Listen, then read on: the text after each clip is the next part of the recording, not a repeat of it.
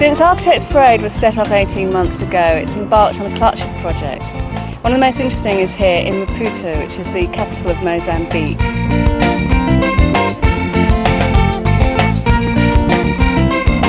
Mozambique was ravaged by civil war during the 80s.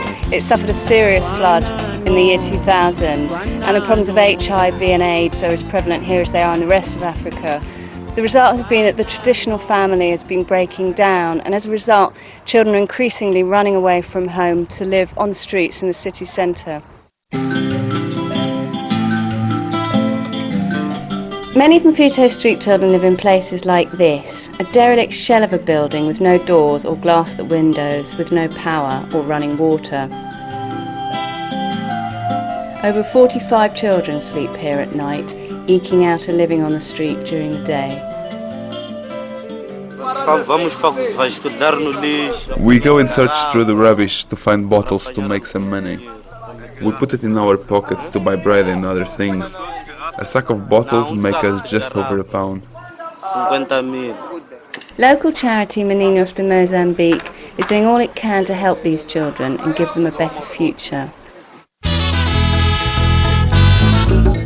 Among its successes are Suzette and her friend, who've just set up their own hairdressing business.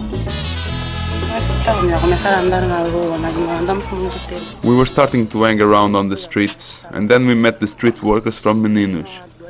They helped us to get some training for 3 months, and then we opened this salon 2 weeks ago.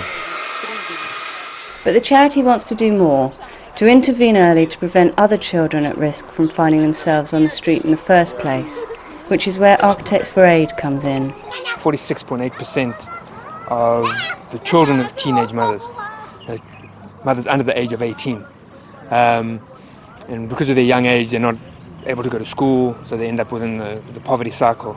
The idea of Meninos is to break that poverty cycle, and that's what's driving this project. Architects for Aid is working on plans for a site in the Luis Cabral neighbourhood on the outskirts of Maputo. The scheme is for a new creche and training centre for the community's young people.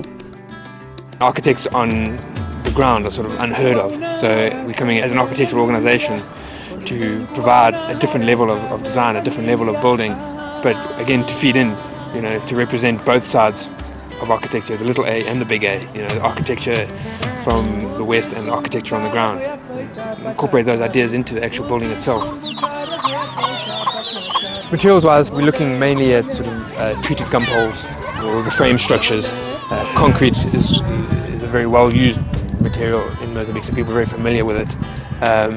So we won't be using sort of reinforced concrete structures necessarily, but more like sort of concrete floors. It's a cool substance.